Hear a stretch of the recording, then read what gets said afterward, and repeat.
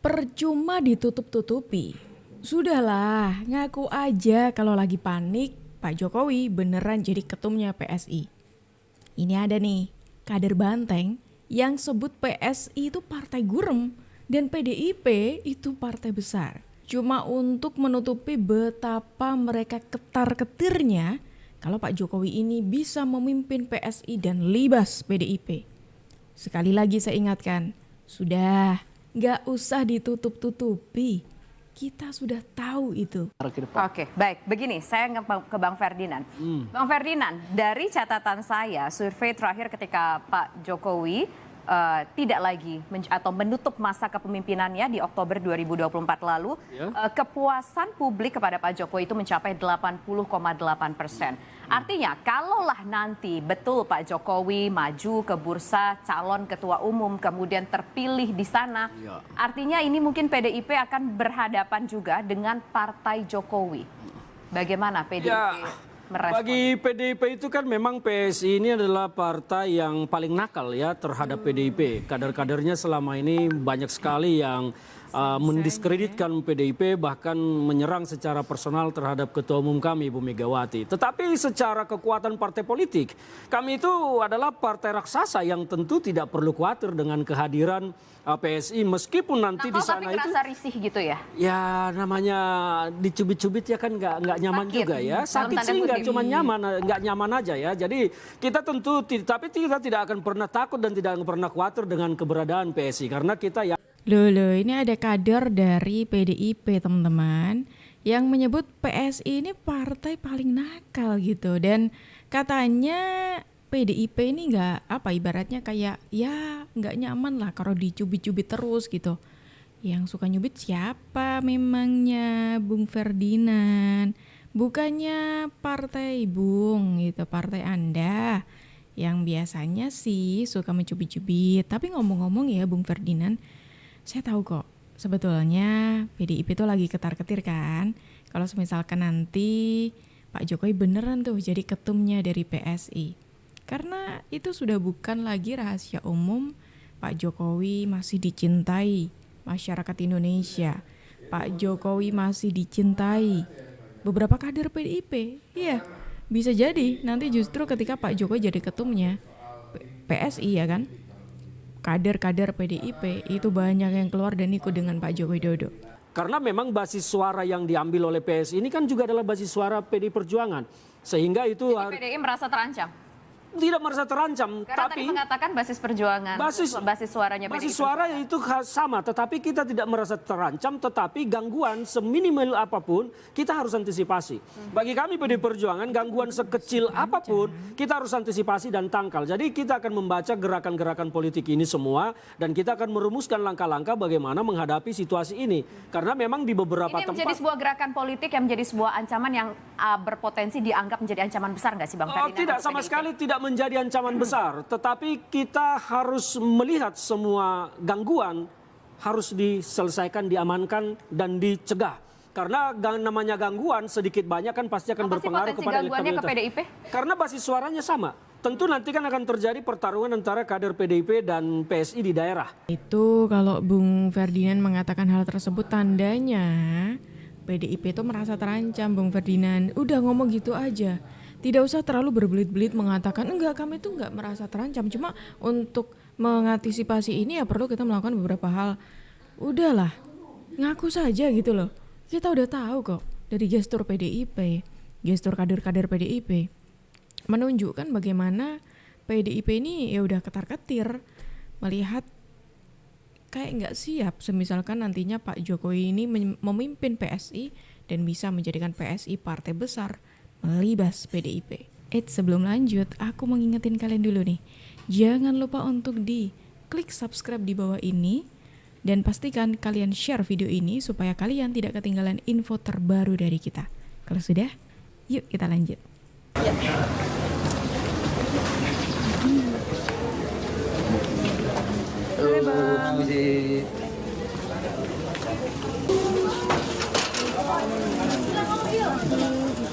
Halo, gimana? Hasil pertemuan apa yang dibicarakan? Ya, saya tanya tadi, Bapak gimana? Kok kemarin bicara mau daftar menjadi ketua umum PSI, Bapak katakan ya saya sedang terus mengkalkulasi. Jadi belum ada jawaban dari beliau. Jadi terus mengkalkulasi. Dari PSI sendiri gimana Mas menyambutnya? Ya tentu kami dengan senang hati apabila Pak Jokowi bersedia dan beberapa wilayah juga berusaha mengusulkan nama beliau ya sekarang ini. Tapi sekali lagi ya tentu beliau memiliki wisdom ya sebagai tokoh bangsa.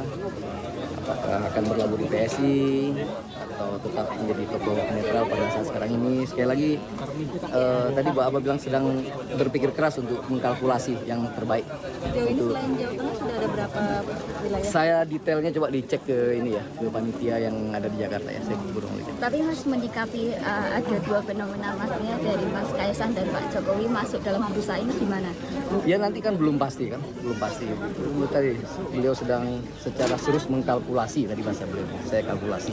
Mas, kalau daftar itu kan harus jadi anggota PSI dan mengantongi dukungan dari DPD, DPW ya. Ya. Seperti itu prosesnya kalau untuk Pak Jokowi seperti apa? Sama, tentu sama ya.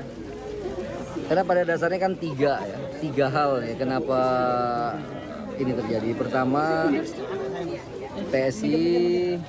Itu merupakan pernyataan dari Pak Raji Juli, teman-teman sekjen dari PSI yang datang ke rumahnya Pak Jokowi untuk kemudian menanyakan apakah benar, soalnya memang Pak Jokowi ini sempat beberapa waktu yang lalu mengatakan sedang mempertimbangkan untuk daftar menjadi ketumnya PSI. Nah, untuk pendaftaran ketum kan ada beberapa syaratnya.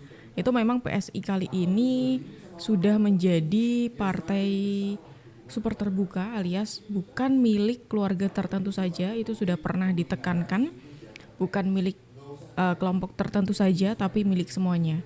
Jadi konsepnya kayak pemilu raya, ya pemilu raya namanya ya, kayak pemilu satu orang itu punya hak satu suara untuk nantinya memilih siapa ketum dari PSI gitu teman-teman.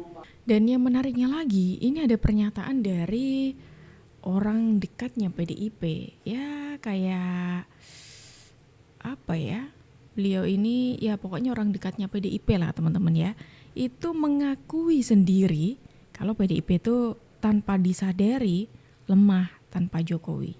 Jangan 2 kali berturut-turut. Artinya apa Mas? Kan simple.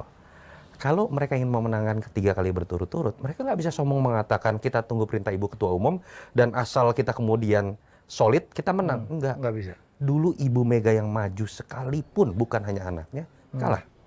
Tetapi ketika bertemu dua kekuatan, satu magnet elektoral yang surveinya tinggi dengan basis massa ideologis, dan peluang hat-trick itu sangat mungkin bisa terjadi. Dan apakah pemikiran saya hanya ada di saya? Saya meyakini dari ngobrol-ngobrol di belakang panggung dengan teman-teman PDI Perjuangan, mereka menyadari itu. Tapi keberanian untuk berbicara mengenai sesuatu yang sensitif, sedikit sekali yang berani masuk. Tuh, sudah diakui sendiri ya oleh Pak Yunarto, orang yang dekat dengan PDIP lah. Pasti kalian sudah tahu ya teman-teman. Di sini beliau mengatakan, ya kalau PDIP sombong mengatakan dengan mengikuti perintah Ibu Ketum terus menang, enggak bisa seperti itu. Karena faktanya Ibu Ketum sendiri pernah maju menjadi calon presiden tapi gagal. 2 kali gagal. Kemudian seseorang yang diusung oleh PDIP, orang biasa saja dari Solo, kemudian bisa memenangkan, bisa membawa PDIP memenangkan Pilpres dari 2014 ke 2019 waktu itu. Ya berarti ya, iya kan? Buktinya sudah kelihatan teman-teman, sangat terlihat jelas. Dan sekarang ketika Pak Jokowi ini sudah tidak bersama dengan PDIP, pengennya PDIP hat-trick, menang 3 kali berturut-turut, itu gagal. Karena apa? Karena Pak Jokowi tidak bersama dengan PDIP. Merilis hasil survei terkait polemik isu ijazah palsu Jokowi. Salah satunya dikeluarkan Center for Indonesia Strategic atau CISA. Dari hasil survei yang dikeluarkan, dari 950 responden, sebanyak 89,87 responden menilai isu ijazah palsu Jokowi sangat memungkinkan disebarkan untuk kepentingan politik tertentu. Selain itu, hasil survei selanjutnya terkait kepercayaan terhadap klarifikasi yang diberikan Presiden ke-7 Joko Widodo terkait ijazah miliknya, sebanyak 51,35% responden sangat percaya dan 25,35% responden cukup percaya. Masyarakat harus lebih bijak lagi.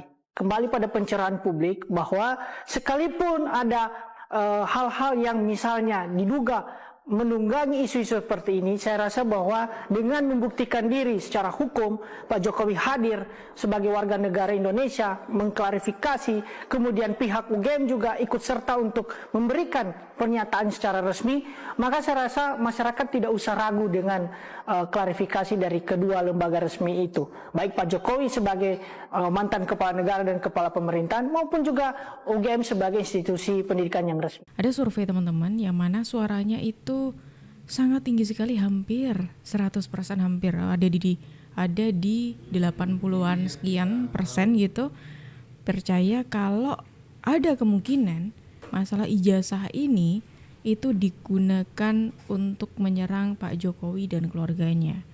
Ya, ada kepentingan pihak-pihak tertentu ya untuk dibalik kasus ini, teman-teman. Tuh. Berarti secara di garis besar di sini adalah kalau disimpulkan banyak masyarakat yang percaya kalau ijazahnya Pak Jokowi ini asli. Itu singkatnya. Viral momen Gibran coba alat tanam. Ini menarik lagi nih, lagi rame belakangan ini. Di Jalan Maju di Ngawi, netizen malah fokus soroti hal ini. Sebuah video pendek menampilkan Wakil Presiden Gibran Rakabuming Raka tengah menanam padi menggunakan alat teknologi pertanian. Gibran terlihat tengah mengemudikan mesin pertanian untuk menanam padi, tidak lagi menanam secara manual. Gibran tampak dibantu oleh seorang petani saat mengoperasikan mesin pertanian untuk menanam padi di lahan persawahan. Hal itu dilakukan Gibran setelah menyerahkan bantuan alat dan mesin pertanian terhadap para petani di Kabupaten Ngawi, Jawa Timur pada Sabtu 24 Mei. Gibran mengklaim dari lahan pertanian Indonesia kini menghasilkan swasembada beras. Ia pun mengklaim Indonesia kini memiliki stok beras mencapai 3,9 juta ton. Dalam kesempatan ini, pemerintah juga menyerahkan bantuan alat dan mesin pertanian, termasuk 1 unit combine harvester dan 13 unit traktor roda 2 untuk para petani di Desa Gempel, Ngawi, tulis Gibran. Namun yang menjadi sorotan, Gibran menanam padi itu dengan melangkah maju sehingga kakinya menginjak-injak padi yang sudah ditanamnya di lahan sawah tersebut. Unggahan Gibran itu telah dikomentari ribuan netizen. Mereka merasa heran mengapa Gibran menanam padi dengan bergerak maju ke depan, sehingga padi-padi yang ditanam rusak diinjak. Nah kan, ayo siapa yang sudah ikut berkomentar tuh di video tersebut? Ini ada yang lagi rame teman-teman ketika Mas Gibran ini sedang mencoba gitu ya alat penanam padi, dan yang bikin gagal fokus semuanya adalah loh kok jalannya maju bukannya harusnya mundur ya gitu. Yuk kita cari tahu. Apakah benar itu jalannya harusnya mundur gitu ya? Coba kita cari tahu dari mesin yang digunakan oleh Mas Gibran. Ini alat yang digunakan oleh Mas Gibran yaitu Maxi PF48. Dan setelah kita coba, ini kan ada ini ya, apa namanya, spesifikasinya ya. Oke, kita zoom, kita coba lihat spesifikasinya teman-teman. Oke. Ini ada, nah ini nih, ada di bagian transmisi, gigi maju mundur, berarti bisa untuk maju, bisa untuk mundur teman-teman. Nah, ini sudah mulai terjawab ya, bisa untuk maju, bisa untuk mundur. Gitu, itu yang pertama. Coba kita cari tahu lagi. Nah, berarti alat ini itu bisa untuk maju, bisa untuk mundur teman-teman. Tapi nih, ada yang menarik. Menariknya adalah, kalau kalian belum percaya gitu ya, kalau mesin itu bisa maju, mendingan tanya Pak Ganjar deh. Karena Pak Ganjar tuh pernah teman-teman. Nih dia. Nah, Pak Ganjar menggunakan alat yang hampir serupa gitu ya dengan yang digunakan oleh Mas Wapres kita, dan jalannya gimana? Maju jalannya. Bahkan ini sampai ada netizen yang membuat captionnya seperti ini. Mungkin Narkosun diminta nge-tweet nggak boleh pakai otak. LD kayak ini retweetan mungkin kali ya. Terus di sini Mbak Sarah ini mengatakan rice transplanter ada tipe maju mundur dan ada yang bisa maju mundur. Yang dipakai Mas Gibran mesin di depan dan operator di belakang. operator berjalan maju bukan mundur. Kayaknya cuma yang pakai batik aja deh yang boleh maju.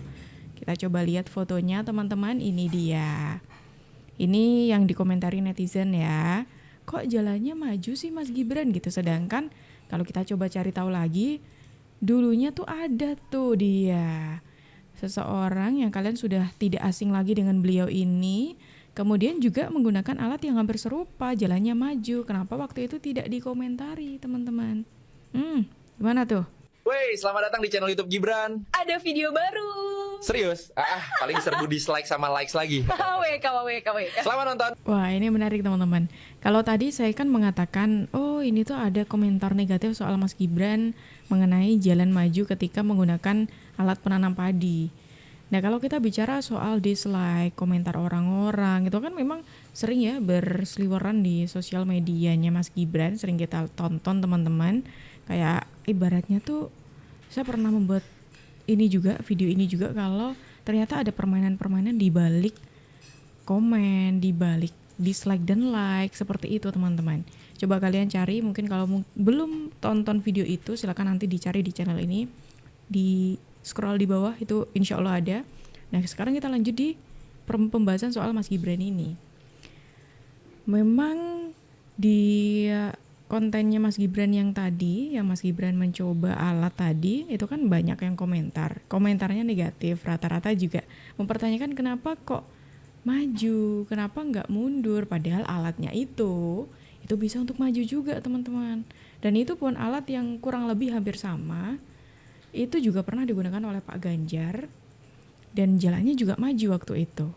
Terus kemudian dengan banyaknya komentar-komentar negatif, Mas Gibran tidak ambil pusing soal itu. Malah hal itu dijadikan bercandaan di opening videonya Mas Gibran tadi.